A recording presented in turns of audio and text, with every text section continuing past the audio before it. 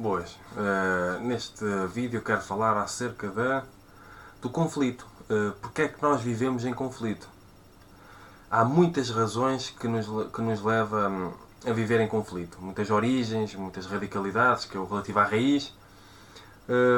Mas a base, a origem mesmo é o ego e o medo. A base, a origem dos conflitos, da violência, por exemplo, é o ego e o medo. Basicamente. Como é óbvio também é a falta de amor, a falta de consciência cósmica, seja o que for, mas a origem dos conflitos é basicamente o ego e o medo. Depois, com o ego e o medo, existe a imitação, porque o ego incentiva-nos de forma inconsciente a tentarmos realizar de fora para dentro. Portanto, com o ego e o medo, nós, enquadrados dentro de uma dimensão sociocultural, nós imitamos os seus valores. E qual é a grande questão aqui? É a imitação de valores decadentes. A imitação de valores da competição, por exemplo. É impossível existir paz, existir harmonia, quando se está sempre, constantemente, a competir com seja o que for. Com seja o que for. E é impossível a paz, absolutamente, no meio da competição, por si só. E isto é profundo. E além da competição, existem valores que uma pessoa imita de forma inconsciente, socioculturalmente, que são a repressão e a opressão. O que mais gera conflito, muitas vezes, também é a repressão e a opressão que as pessoas recebem socioculturalmente e que não colocam em causa. E como se vive num mundo em que se imita, se existe muita repressão, incorporamos repressão e reprimimos a nós mesmos. Se existe muita opressão, incorporamos a opressão e oprimimos a nós mesmos. E afetiva, sexual, intelectual, todo esse tipo de coisas. E depois, quando se imita determinadas ideologias de forma inconsciente, porque se recebeu essa formatação robótica, uma pessoa imita de forma inconsciente, acaba por viver dessa maneira, não coloca em causa e é altamente decadente quando essa ideologia é decadente. Voltando outra vez para a competição.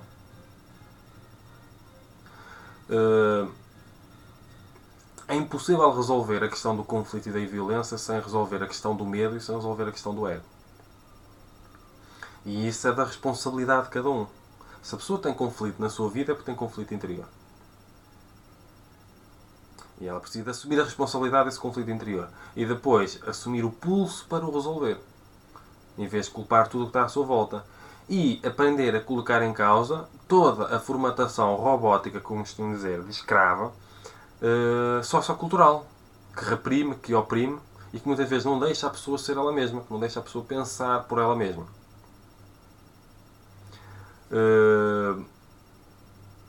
Tudo aquilo que é oprimido vive em conflito, tudo aquilo que é reprimido vive em conflito e se as pessoas não têm paz na sua vida, as pessoas têm de fazer transformações interiores. As pessoas têm de procurar novos conhecimentos, porque a formatação robótica sociocultural que receberam não é suficiente, não foi suficiente.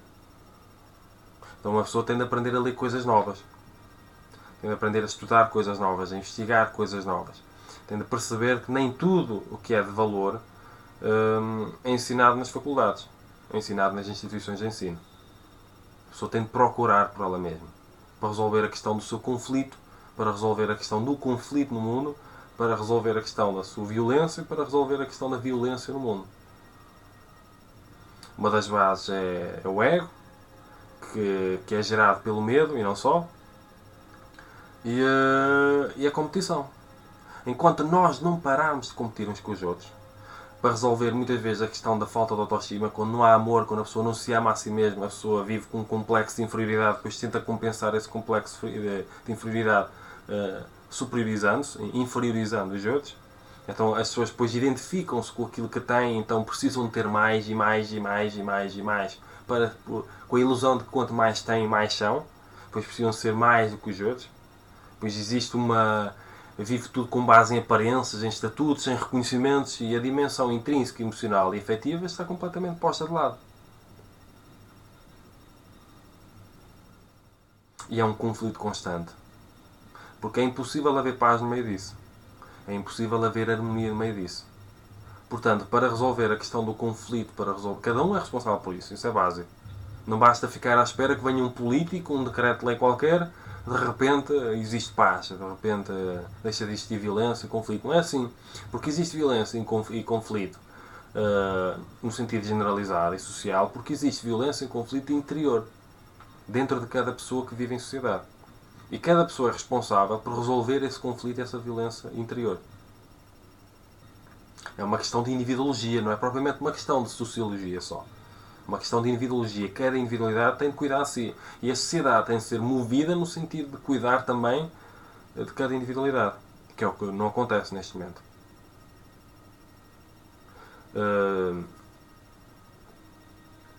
As pessoas têm todas, à partida, um valor absoluto. As pessoas não têm de fazer nada para serem mais, porque não têm de ser mais, porque já todas têm um valor absoluto. Enquanto as pessoas não compreenderem isso e andarem a lutar por valores doentes e decadentes, no fundo para resolver a questão da solidão, ou pseudo-resolver, a compensar a questão da solidão e da falta de autoestima, o mundo não terá paz, porque as pessoas não terão paz entre elas. Porque a paz é uma questão interior, não é uma questão política propriamente. A política não resolve nada neste caso, se as pessoas não tiverem paz interior. E depois é a questão do desejo, quando as pessoas vivem com dependências emocionais e intelectuais, quando as pessoas estão sempre a desejar porque nunca estão satisfeitas entre elas mesmas. E depois ainda se diz que a insatisfação constante é uma característica fundamental e ontológica do ser humano. Não é. A insatisfação constante é uma característica de seres doentes. Não é de seres normais. Só se for normal no sentido estatístico. É completamente possível, e não só possível, é necessário, resolver a questão da insatisfação do ser humano, de cada ser humano. Mas para isso ele precisa de ganhar autoconsciência, mas para isso ele precisa de fazer transformações nesse sentido. É possível sim resolver a questão da insatisfação. E ela não se resolve com o prazer, propriamente. Ela é uma questão profunda, espiritual, de autoconsciência e de auto-harmonização. E só é possível se cada individualidade se dedicar a si mesma, e se transformar a si mesma, e se colocar em causa, não só a si, mas também, também diante da dimensão sociocultural que poderá imitar ou não, onde poderá estar enquadrada. As pessoas muitas vezes só começam a olhar para dentro, é sempre assim, só começam a olhar para dentro elas mesmas, quando se começam a sentir desenquadradas da sociedade. Quando começam a não se identificar com realidades sociais ou socioculturais decadentes e destrutivas. Não se identificam. E como já não conseguem encontrar mais conforto emocional na sociedade e na cultura e nas tradições e todo esse tipo de coisas e nos outros, percebem que têm de olhar para dentro. E que têm de descobrir elas mesmas. E que têm de trabalhar a independência emocional e intelectual. E que têm de trabalhar a questão da autoestima. Isso cada vez acontece mais no mundo e ainda bem. Quanto mais desenquadrados existirem num mundo decadente, melhor. Menos decadente será o mundo. Portanto, sentir-se enquadrado é uma bênção. Depois é preciso resolver a questão da revolta, a questão da raiva. É preciso ter uma consciência cósmica e perceber o porquê das coisas no sentido metafísico e positivo. Senão não se sai do conflito, porque raiva e revolta são realidades emocionais conflituosas e relativas à violência. Ora mais, ora menos. E para se ter paz interior é preciso resolver a raiva e a revolta interiores. Isso necessita de um processo profundo de interiorização e de autorresolução emocional. Isto está tudo ligado. As imitações socioculturais que nós realizamos que são decadentes porque vivem com base na competição. A pessoa precisa ter consciência disso, precisa se sentir desenquadrada disso, precisa de voltar para dentro, precisa de ganhar consciência cósmica, consciência espiritual, precisa de ler coisas novas e diferentes, precisa de procurar conhecimentos, precisa de encontrar compreensão. E isso é um processo, demora o seu tempo. E a pessoa precisa de investir nisso. Em vez de investir única e exclusivamente na aquisição de bens materiais e de dinheiro, estatuto, reconhecimento e atenção e valorização dos outros, e da sociedade, a pessoa dedica-se mais a trabalhar o seu interior. E aí sim poderá ser mais feliz. Porque estes valores exteriores eles não resolvem o vazio interior que as pessoas sentem. Muito menos resolvem o conflito e a violência. Esses valores exteriores são autênticas ilusões, não levam ninguém à felicidade.